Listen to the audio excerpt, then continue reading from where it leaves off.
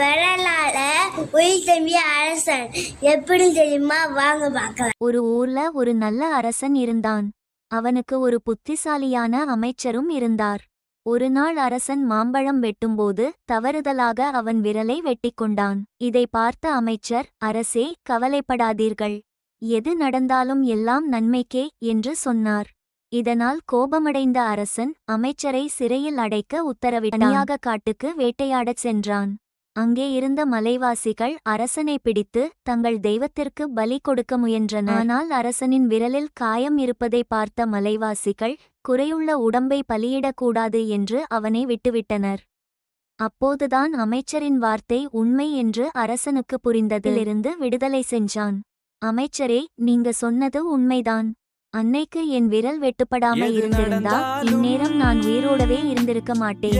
நீங்க சொன்ன மாதிரி நடப்பதெல்லாம் நன்மை.